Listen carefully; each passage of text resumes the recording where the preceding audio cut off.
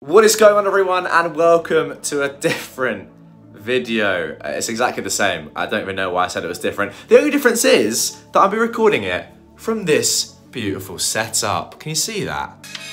It's a little bit dodgy, but that's what I'm running with. Now, the problem is that I'm away on holiday at the moment, so I'm not in my usual room. Do you want to see a little room tour? I mean, what a bed, by the way. I've got the little desk set up there, some stuff up in the shelves there, and a lovely mirror as well. Wow, just simply sensational. But yeah, this video is a revenge video, right? It's got some good stories in it. I've already made it, I've already recorded it. I enjoyed it, and you will too, but the mic quality might be a bit terrible. Just warning you. I've got a mic, look, this is my old mic that I used to use back in the day. So it's decent, got it running on this little Mac. So it should be all right, but just a little word of warning. It's not gonna be great. Enjoy it anyway. Let's get into it. I'll be back to normal tomorrow, so don't you worry. All right, have a good one, guys. Party every night for a year? Okay. I bought a house 4 years ago in a quiet neighborhood. I'd wanted to get into that neighborhood for years. My best friend lives there, it was a couple blocks away from my kid's school, it was a good neighborhood. Then COVID hits. My neighbors across the street were forced to move at the beginning of the pandemic, before the eviction moratorium was in place. They were really good neighbors. We were friendly with each other and we were sad to see them go. So when the property owner rented to a new family, we were hoping we could cultivate a friendly relationship. Unfortunately, that was not the case. About a month after they moved in, the lockdown started. And that's when things went from 0 to 100 real quick. For the next year, every night there was a huge party. Cars down the street, music so loud you could hear it over regular house noise in every room in my house. My friend in the next cul-de-sac would text me regularly if the music he was hearing was my neighbours. We tried to be civil. I asked politely, I brought them beer, I offered some killer 420, but eventually they ended up threatening me and my wife, so we started calling the police instead. Almost every night for 4 months. We organised it with the neighbours, and they started calling the police as well. Eventually, the others gave up and started selling their houses because the renters were just that bad. We were still upside down on our place, so that wasn't really an option for us. Eventually, the police told me that I needed to stop calling and that it wasn't their issue to deal with, that I was a bigger nuisance than the renters' music. Wow! It was at that time the housing market was taking off. Houses were selling in my area for 40 to 50k over appraisal value. My wife and I looked at what we needed to make so we could move and listed our home for that. In 3 days, we had a handful of obscene offers to choose from, but it was the lowest offer that stood out to us most. Their offer was a good 20k under the next lowest, but they sent a letter. Now, I'm a sucker for a letter, especially one with a picture of a young pregnant couple and a dog. And a patrol car? Turns out, the young man is a police officer newly appointed at the local PD, and he takes his patrol car home. I knew at that point that this was the family to sell my house to. Money be danged. I moved out as the neighbours were throwing a huge party. The next day, the police moved in, and they haven't had another one since. I drive by regularly on my way to my buddy's place. They just sit quietly in that garage, looking bored, and I make sure I honk and wave every time. Yeah, I mean, honestly, fair play to OP for this one, guys. I've got to say that, because he's left 20k on the table, and instead of taking the money and being selfish about it, he's really thought about his neighbours and what would benefit the street as a whole, and yeah, that is to get a policeman in to just sort it all out. I've got to say though, embarrassing from the police department, no? Not to, you know, actually take this seriously. Not gonna lie, I live in a nice area, but if that was to happen in my area, the police would come and shut it down if it was a common occurrence. Over 4 months, calling them every day, and eventually they tell you that you're the one being a nuisance? Oh, sorry, the police department in your area, OP, I don't wanna, you know, be critical towards the police, but they need to have a look at themselves. Right then, moving on to our next story of revenge now. Greedy landlord gets what he deserves. This took place in Australia. About 15 years ago, I ran a small, successful beauty salon as a young 20-something woman. We rented a large space in a building from a very elderly gentleman who let us do anything we wanted to the place, as long as we paid our rent on time. We put lots of money into improvements inside, built new rooms and redecorated, and he was thrilled with the new look. He eventually sold the building to a cocky, late 30s, smarmy businessman, as he called himself, who immediately raised the rents. Look, no problem, business is business, but right from the start, he had an attitude with an all-female run business, and he would constantly belittle us and make comments about how we didn't know business like he did. His favourite insult was to call us bimbos. We didn't really give two Fs what he had to say, in all honesty. According to him, we made our money off being attractive bimbos, but he was a gross old dude with a monobrow, so we didn't really pay him any mind. A few months after the purchase, a massive construction project took place right near our building, restricting access and limiting the number of clients we could take due to no parking.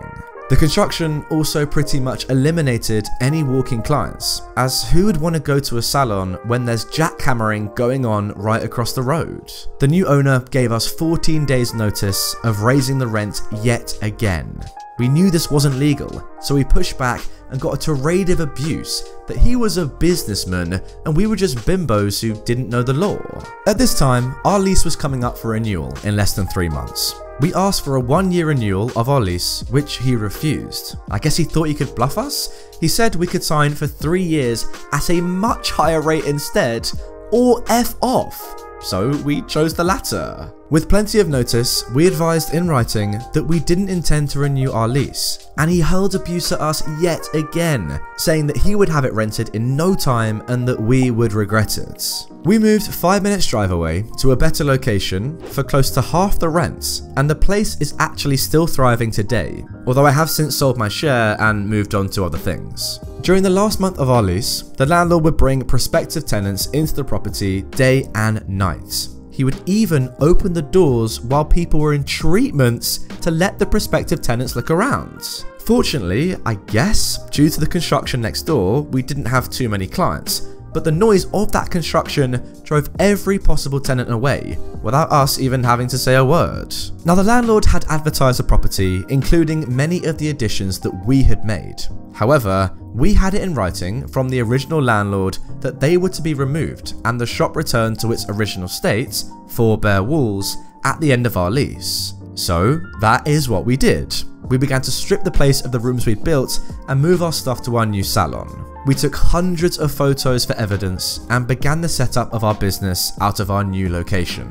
Well, to say the landlord was furious would be an understatement. He got a lawyer to write us a letter demanding compensation for the destruction of his property. Of course, we just referenced our contracts, which specified a building of X size with 4 walls. We were still bound by our original lease that we'd signed with the lovely old landlord. No new lease had been entered into with Mr. Businessman. I offered for him to pay us for just half the cost of materials, no labour or contractor costs we had incurred, and we would leave the addition standing. He laughed in my face and told me he wouldn't pay $1 and that he'd sue me for every dollar I made so hard that my grandchildren would still be paying my debts. He was a charming bloke, yes I can tell. We stripped that place bare, didn't even leave a single shelf on the walls, cleaned it till it sparkled. He then got his lawyer to write another letter saying we didn't give enough notice and were required to pay another 3 years of rent. I said, show us the contract where we agreed to this. We were then sent a copy of our email requesting a 1-year contract and an invoice for the rent for that period. Well, I said he never agreed to that, and of course, we never signed a contract for that either. I mean, I don't want to interject here, but you haven't signed a contract, yet he's sending you an email about you wanting to sign a contract? That's not a contract, that's an email. It went back and forth, getting nastier and more ridiculous. He was obsessed. I decided it was time to get some revenge and hit him where it hurts. His pockets. Every communication I got from his solicitor, I made sure was sent to my registered post. I would often respond to only part of a letter, requiring the solicitor to send another letter to follow up. I was a bimbo after all, right? I couldn't be expected to answer more than one question at a time. I would respond to each letter by email, but require a registered letter acknowledging receipt of my email. The solicitor was more than happy to oblige. More billable charges to his clients. The more petty the landlord got, the more petty I became in response. Don't even try to out-bimbo a bimbo, mate. The landlord had, at this time, also refused to refund our bond, claiming he hadn't had time to do a final inspection. So, we lodged a claim with the appropriate ombudsman, and of course, the landlord came back with a laundry list of fake damage claims. Luckily though, we had our photos to prove he was full of rubbish, and he had to return our bond in full. By this stage, we'd been out of the premises for 7 months, and we were doing great at our new location. In that whole time, he couldn't get anyone to rent the place due to the construction, even after reducing the rent 3 times. He'd spent so much money on those solicitor fees and failing to collect rent that he had to sell the building, and his wife filed for divorce. We found this out when the daughter of the lovely original owner called us to tell us the sad news that he had passed away. He had always loved us girls, and we would always spoil him if he came to visit, and fuss over him with coffee and biscuits, and give him his favourite treatment of a hand massage. The daughter was actually friends with Mr. Businessman's wife, and gave us all the gossip. It took the new nasty owner another 18 months to sell the building, and all the while it sat empty and he didn't collect a penny in rent. Guess he shouldn't have played chicken with the bimbos after all. We were actually pretty happy there, to be honest, and we probably would have stayed if he hadn't decided to prove that we were so inferior. If you ever read this, suck it, Costa. Love the bimbos. Honestly guys, I thought we'd left people like this behind, men like this behind, you know, just blatant sexism, thinking you're above all women who are also in business, and by the way, doing much better in their business than you were doing at yours, Costa, clearly. I mean, you're struggling, fella. They're thriving. They don't need your land. They've moved on and they're doing better than ever. What are you doing? Getting divorced? Sounds pretty good. To be honest, I do think that landlords do get a generally bad rep because of people like this, you know, trying to get as much money out of their clients as possible, trying to extract every little bit of stuff that they can out of you. Like OP said, I've seen it before, I've heard stories before where, you know, landlords just make up damage that hasn't happened in an attempt to not give you your deposit back. It is a shame, to be honest, because in reality, a lot of landlords, the vast majority, are fantastic. My landlord when I was at uni for my 2nd and 3rd years was brilliant. They were so nice, so welcoming. Something went wrong, they fixed it. It was class. And also, we got our deposits back, which is the main thing. But yeah, unfortunately, people like Costa, they're ruining it for every other landlord. Anyway guys, that is going to do it for this episode of r/ProRevenge. I really do apologise that it's not up to the usual quality. Unfortunately, it was slightly out of my hands. But anyway, a big thank you to you if you're still listening, watching right now, because I rate you.